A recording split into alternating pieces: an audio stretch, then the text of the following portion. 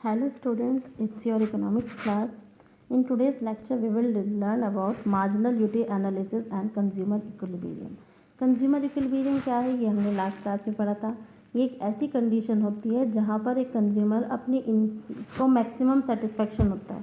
जब वो अपनी इनकम को खर्च करता है तो उसको मैक्सिमम सेटिस्फेक्शन होता है, और उसका जो सेटिस्फेक्शन होता है, जो वो उसका एक्सपेंडिचर होता है, वो उसको फिर बदलना नहीं चाहता. मतलब जितना वो एक्सपेंड करता है, अपनी इनकम का जितना पोर्शन वो एक्सपेंड करता है, उतना उसको मैक्सिमम सेटिस्फेक्शन, उससे रिलेटेड उसको मैक्सिमम सेटिस्फेक्शन मिल जाता है, जिससे कि वो अपना फिर एक्सपेंडिचर नहीं बदलना चाहता. वो होता है आपका कंज्यूमर इक्विलिब्रियम. अब कंज्यूमर इक्विलिब्रियम की इस टॉपिक में हम क्या जानेंगे कि how much a commodity consumer buys so that his maximize his satisfaction and attain the point of equilibrium. कि कितनी क्वांटिटी कंज्यूमर बाय करेगा जिससे कि इसका सेटिस्फेक्शन मैक्सिमम हो और वो इक्विलिब्रियम के पॉइंट पर पहुंच जाए.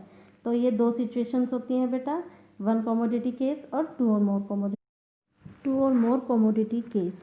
तो इसमें हम पढ़ेंगे ओनली वन कमोडिटी केस के बारे में हम पढ़ेंगे. तो वन कमोडिटी केस की अगर हम बात करें, अगर कंज्यूमर कोई भी सामान खरीदता है या कंज्यूमर परचेज करता है कमोडिटी, तो वो 3 फैक्टर्स पे डिपेंड रहता है. एक तो price of commodity. Price of commodity क्या है?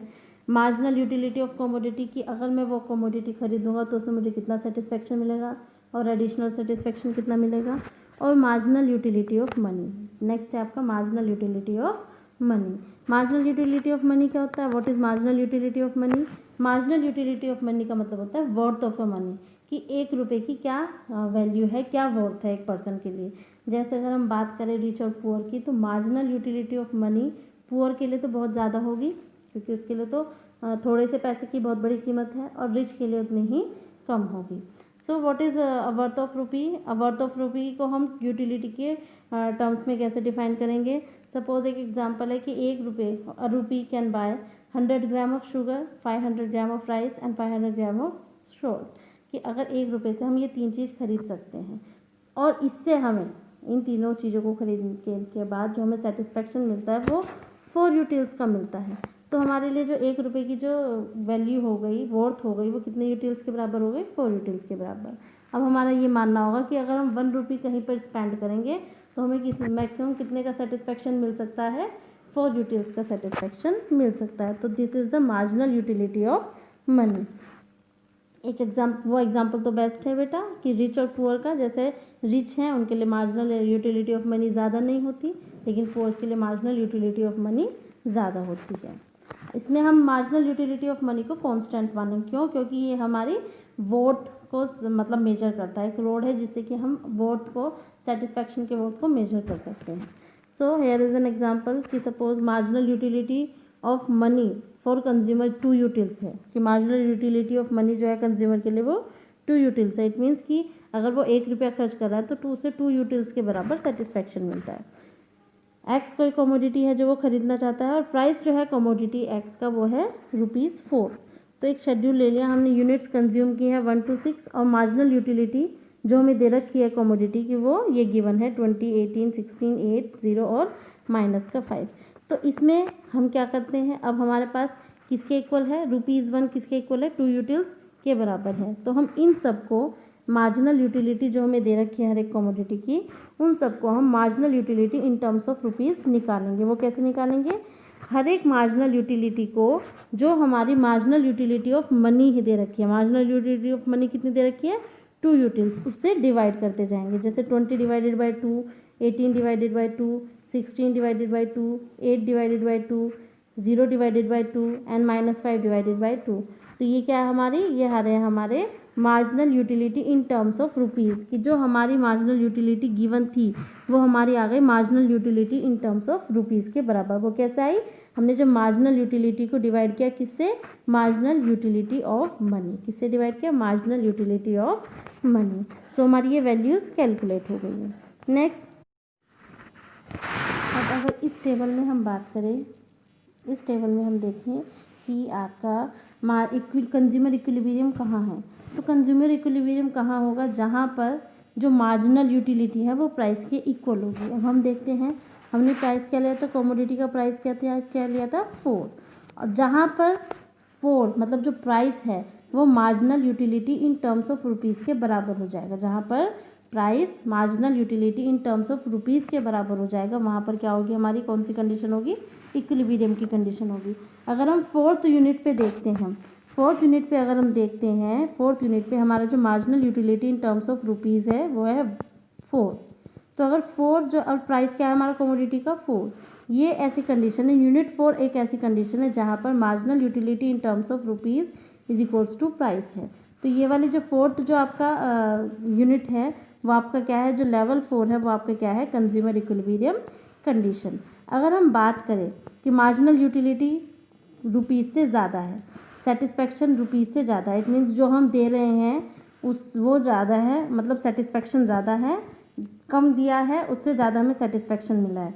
जैसे फर्स्ट यूनिट पे हमने देखा कि 10 हमारा सेटिस्फेक्शन था और हमारा प्राइस था 4, तो सेटिस्फेक्शन ज़्यादा है प्राइस से, तो हम क्या करेंगे और ख़रीद देंगे जिससे कि हमें और सेटिस्फेक्शन मिले। फिर हमने सेकंड यूनिट खरीदी तो उससे हमारा 9 सेटिस्फेक्शन हुआ और क्या हुआ, प्राइस क्या था 4, तो हमने सोचा चलो सेटिस्फेक्शन तो अभी भी प्राइस से ज़्यादा है और ख़रीदने की बात आती है। तो ऐसे ऐसे करके मतलब जब सेटिस्फेक्शन ज़्यादा होगा प्राइस से तो हम क्या चाहेंगे कि हम और खरीदें जिससे कि हमें ज़्यादा सेटिस्फेक्शन हो।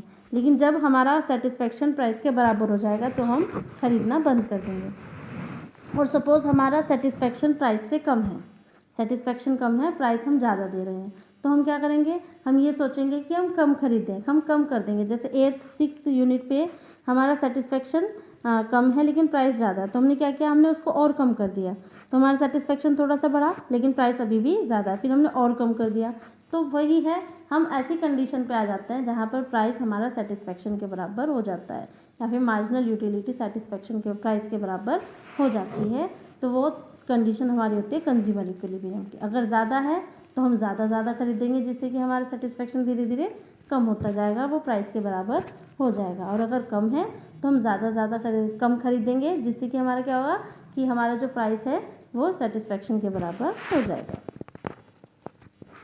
सो अगर इसमें यही दे रखा है कि अगर हम ज़्यादा खरीदते हैं इट मीन्स कि सेटिस्फेक्शन हो रहा है हमें 10 का और प्राइस है हमारा 4, तो इसमें क्या है कि हम और ज़्यादा खरीदेंगे। सेकंड यूनिट पे भी हमने और ज़्यादा खरीदा था क्योंकि हमारा सेटिस्फेक्शन प्राइस से ज़्यादा था। तो हम ये जब ये कर्व बनाएंगे तो आपका जो मार्जिनल यूटिलिटी का कर्व बनेगा वो आपका डाउनवर्ड स्लोपिंग जाएगा, और क्योंकि प्राइस क्या है कांस्टेंट है तो उसका कर्व जो बनेगा वो हॉरिजॉन्टल टू एक्स एक्सिस बनेगा।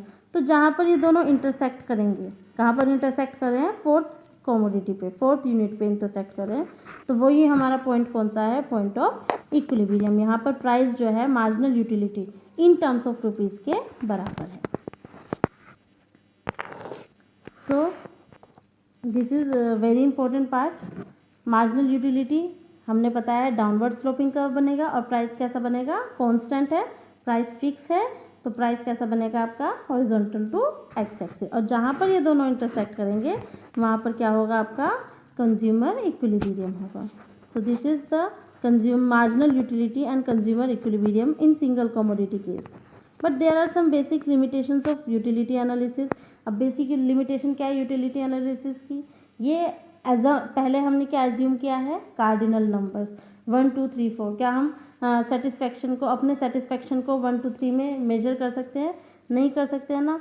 हम कम ज़्यादा कर सकते हैं कि हाँ कौन सा सेटिस्फेक्शन हमें किससे अच्छा मिला है, किससे हमें सेटिस्फेक्शन अच्छा नहीं मिला है, किसने हमें ज़्यादा सेटिस्फेक्शन किया है, किसने हमें कम सेटिस्फेक्शन किया है, ये हम कंपेयर कर सकते हैं। लेकिन 1 2 3 में हमारे लिए अपना सेटिस्फेक्शन बताना मुश्किल है। तो यही आपकी एक तरीके से लिमिटेशन है यूटिलिटी एनालिसिस की, जो कि उसकी जो बेसिक अजम्पशन है कि we are assuming that we measure utility in terms of number, cardinal numbers.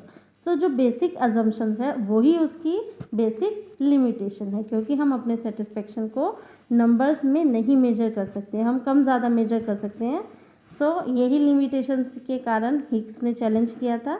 Higgs ने अपनी कंज्यूमर इक्विलिब्रियम की जो टेक्निक थी वो दूसरी बताई थी। उन्होंने कौन से नंबर यूज़ किया था, ordinal number. Ordinal number just like कि कंपैरिजन वाले, फर्स्ट सेकंड और हाई और लो, ये सब कंपैरिजन करके उन्होंने इस टेक्निक का यूज़ किया था। ये टेक्निक हम नेक्स्ट चैप्टर में पढ़ेंगे, which is known as indifference curve analysis.